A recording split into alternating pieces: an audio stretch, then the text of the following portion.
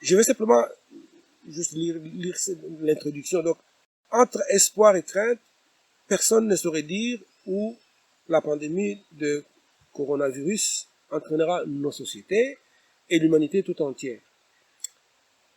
À la recherche ou à travers tes recherches, tu comptes parmi celles et ceux qui réfléchissent aux tenants et aboutissants d'une crise mondiale depuis de nombreuses années.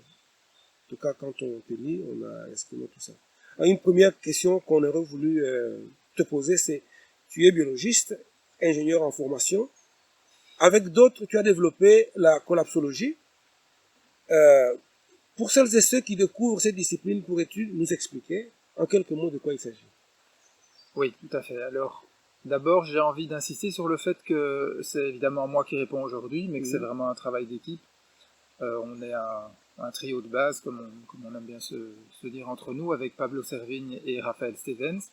Et ceux qui ont véritablement lancé la collapsologie, même si j'étais sur le trottoir quand le mot a surgi, c'est Pablo et Raphaël quand ils ont écrit Comment tout peut s'effondrer, qui est sorti en 2015, et qui est vraiment le bouquin qui a lancé d'abord le mot, et puis le mouvement de la collapsologie. Alors la collapsologie, c'est l'étude de l'effondrement probable de notre civilisation. Et quand on dit de notre civilisation, il faudrait déjà la définir, mais en gros c'est de la civilisation thermo-industrielle dominante du XXe siècle et du XXIe siècle.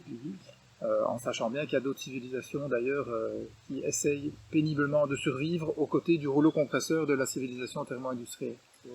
Voilà, donc c'est basé sur une observation des signaux qui montent dans des tas de domaines différents sur les limites de notre système Terre et sur les limites de notre système monde, donc le système humain. Donc à la fois ce qu'on fait peser sur le système Terre, climat, biodiversité, etc., on pourra y revenir, mais aussi sur les limites du système humain avec les inégalités qui continuent à monter en flèche.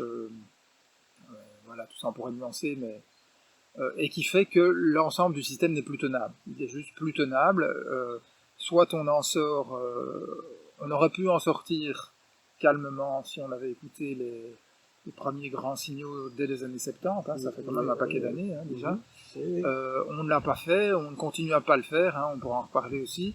Et donc maintenant, on est dans une quasi certitude qu'à un moment donné, ce système qui n'est pas tenable va muter vers autre chose de façon brutale. On a mis un mot là-dessus, qui est l'effondrement, qui a l'avantage de justement secouer les gens et secouer les consciences et faire réfléchir. Mais après, on n'est pas des Madame Soleil et on ne sait pas comment ça va se passer. Est-ce que c'est un effondrement? Il est plus probable que ce soit plutôt une succession de petits effondrements. Et ça nous ramène à la question de ce qui se passe à l'heure actuelle avec la pandémie.